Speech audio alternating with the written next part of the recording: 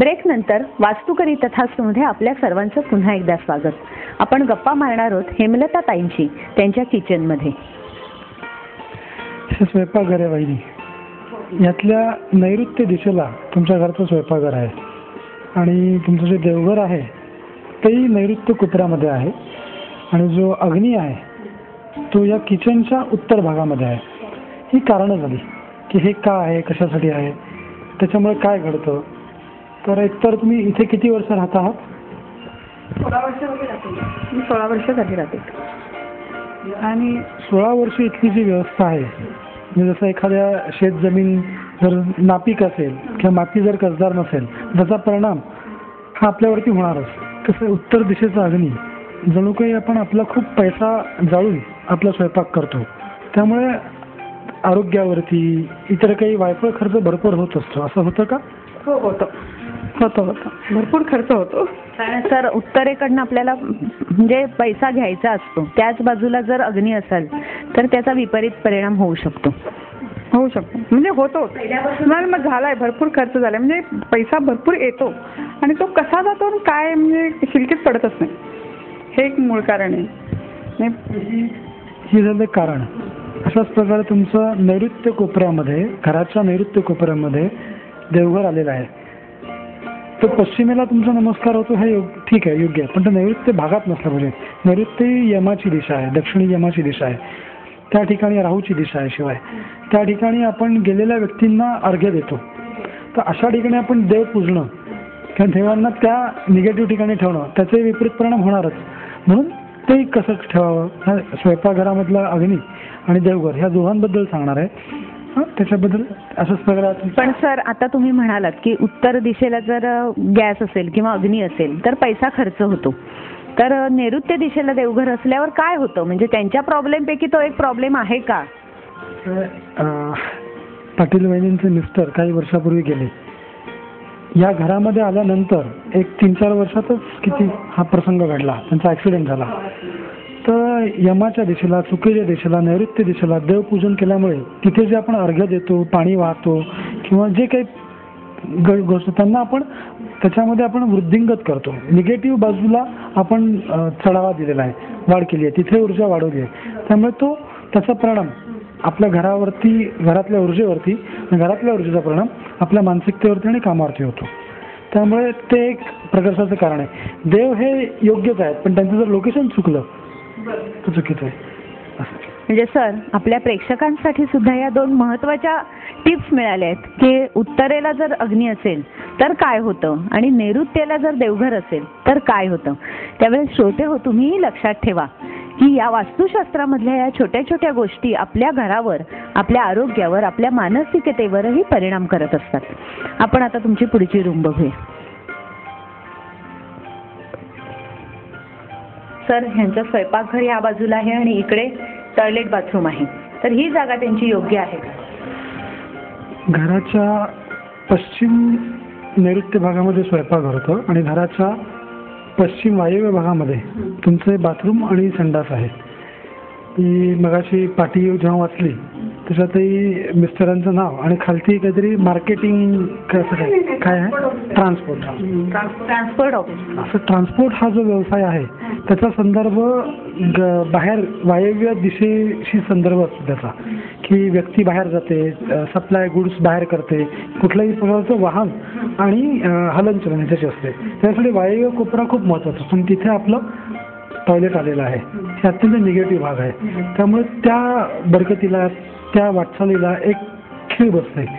तर ती जी पॉझिटिव्ह ऊर्जा आहे ती जी टॉयलेटच्या ऍक्टिव्हिटीमध्ये तिचा उत्सर्ग होऊन जातो. म्हणजे तुमचे मिस्टर ज्या वेळेला होते त्यावेळेला तुमचा ट्रान्सपोर्ट व्यवसाय होता, मग त्यावेळेला त्या ट्रान्सपोर्ट व्यवसायाला काही प्रॉब्लेम आले होते? हो, नवीन ऑफिस काढलं ते पण चाललं नाही. ते पहिल्यांदा जे होतं ना, मी जुन्या घरात होतं त्याला खूप चांगलं चालत होतं जुनं ऑफिस आमचं. त्यांनी स्वतःच आणि वेगळं काढलं. त्यावेळेला काढल्यानंतर म्हणजे काय बरोबर चाललंच नाही, खूप नुकसान झालं मला. म्हणजे वायव्य दिशेचं टॉयलेट आणि बाथरूम हे त्यांच्या ट्रान्सपोर्ट व्यवसायाला चुकीचं ठरलं. व्यक्तिमत्व, व्यवसाय आणि त्या अनुषंगाने वास्तू असली पाहिजे किंवा वास्तू त्या अनुसार एक 7 वर्ष 14 वर्षामध्ये आपलं व्यक्तिमत्व बदलतं आणि आपला व्यवसाय बदलला जातो. त्या तिघांची सांगड घातली तर मग थोडंसं सुख करतो. त्यामुळे टॉयलेट पण चुकीच्या ठिकाणी आलंय. मी काही चूकच दाखवण्यासाठी नाही, जे आहे जसं आहे त्याचा आपण अभ्यास केला तर याच्यामध्ये काही करेक्शन करता येतील. तर आपण तुमची आतली एक खोली बघू. मॅडम तुमची बेडरूम ही, मग तुमचा मुलगा ज्या वेळेला गावावरनं परत येतो त्यावेळी त्याची बेडरूम हीच. अच्छा, तुम्ही आणि मुलगी ह्या बेडरूम मध्ये. घराचा जो टॉयलेट बाथरूमचा वायव्य भाग आहे त्याच्या बाहेरची बाजू पण कट झाली आहे. त्यामुळे बाल्कनी आणि त्याच्या बाहेरचा भाग जो खरा आत असला पाहिजे तो आपला कट झाला आहे. त्यामुळे वायव्य कोपरा घराचा बाधित झाल्यामुळे, तिथे वास्तुदोष निर्माण झाल्यामुळे तुमच्या मिस्टरांच्या बिझनेसला हानी तर झालीच आहे. आणि त्याचबरोबर जे बाह्य ॲक्टिव्हिटी आहे तुमची समाजातली, नातेवाईकातली किंवा इतर काही कल्चरल ॲक्टिव्हिटी, त्याला खीळ बसलेली आहे. परंतु आता ज्या भागात आपण आहोत हा उत्तर आणि पूर्व याचा मध्य ईशान्य भाग आहे. तर ईशान्येला तुमची बेडरूम आहे. झोपणं डोकं पूर्वेला करताय आणि पाय पश्चिमेला करताय, ही चांगली बाजू आहे. त्यामुळे अनेक विपरीत प्रसंग झाले तरी पण त्याच्यामध्ये तुमचा सांभाळ होतो, रक्षण होतो. कारण का उत्तर, पूर्व आणि ईशान्य हा भाग चांगला राहिला. म्हणून जाको राखे साह्या मार सके नकोई असा आशीर्वाद तुम्हाला मिळतो.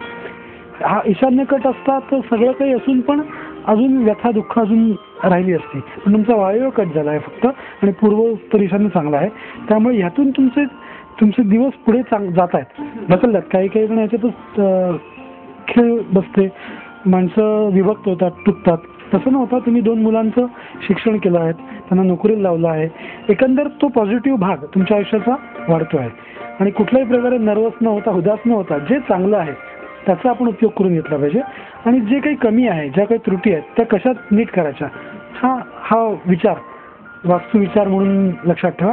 अजून काही तुम्हाला याच्यातला काही ऊर्जा कशी नियमित करायची त्या गोष्टी सांगतोच तुम्हाला. एकदा आपण घर उरलेलं पूर्ण बघून घेऊ. म्हणजे सर ह्यांच्या घरात किचन किंवा टॉयलेट बाथरूम किंवा बाकी कोणत्याही गोष्टी वास्तुदोषाला धरून असल्या, म्हणजे चुकीच्या जरी असल्या तरी त्यांची बेडरूम ही ईशान्य दिशेला चांगली असल्यामुळे, योग्य असल्यामुळे ह्या सगळ्या प्रॉब्लेमला त्या फेस करू शकतात. हा ना. बरं, पण मला एक अशी शंका आली आहे की आता हा फ्लॅट मला वाटतं दुसरा आहे, म्हणजे सेकंड फ्लोअर आहे, अजूनही वरती असे फ्लॅट आहेत. तर प्रत्येक घराची, प्रत्येक फ्लॅटची रचना ही अशीच आहे, यांच्याप्रमाणेच आहे. मग त्यांनाही असे प्रॉब्लेम येत असतील का, किंवा असंही घर असू शकेल, तर याविषयी सांगा. जसं यांचे देव ईशान्येला पूजले जात आहेत, तो एक चुकीचा भाग झाला. स्वयंपाकाचा अग्नी उत्तर दिशेला आहे, तो चुकीचा भाग झाला. वायव्य कोपरा हा कट आहे आणि शिवाय त्या भागामध्ये टॉयलेट बाथरूम आहे, ह्या चुकीचा झाला. वरच्यांच्या घरामध्ये समजा देवाचं लोकेशन वेगळ्या ठिकाणी असेल किंवा किचनचं जर लोकेशन त्यांनी उत्तरेच्या ऐवजी पश्चिमेकडे घेतलं तर त्याचा फायदा होऊ शकतो. पश्चिमेकडे तोंड करून करायचं, उत्तरेकडे न करता. आणि वायव्य कोपरा तुमच्या ट्रान्सपोर्ट बिझनेसला बाधक आहे. पण दुसरं कोणी ज्याचा व्यवसाय नसेल, नोकरी करत असतील तर त्यांना त्याचा जास्ती निगेटिव्ह परिणाम होत नाही. कारण का त्यांचा आवक ही वायव्याची नसते. कोणाची विद्येतून पूर्व दिशा ही विद्येचा कारक आहे, उत्तर दिशा डॉक्टरी व्यवसायाला कारक आहे, दक्षिण दिशा ही राजकारण, लोखंड, सिमेंट, जड उद्योग किंवा बिल्डर व्यवसाय ह्याला अनुकूल आहे. त्यामुळे व्यक्तिमत्वावरती व्यवसायाचा परिणाम हा कटाक्षाने असतो, त्या नोकरीचा असतो, त्या उत्पन्नाच्या साधनाचा असतो. तर त्याच्याप्रमाणे भले 8 मजल्यावरती जरी असले तरी प्रत्येकाला परिणाम हे वेगवेगळे होत असतात. म्हणजे श्रोते हो, तुम्हीही लक्षात ठेवा, कदाचित तुमच्या घरातही टॉयलेट बाथरूम जर वायव्य दिशेला आले असेल तर तुम्ही काळजी करण्याचं कारण नाही, कारण तुमच्या घरात त्या कर्त्या पुरुषाचा व्यवसाय हा काहीतरी वेगळा असू शकतो. परंतु आता मात्र वेळ झाली आहे पुन्हा एकदा छोट्याशा ब्रेकची. ब्रेक नंतर लवकरच परत येऊ. पाहत रहा वास्तू करी तथास्तु.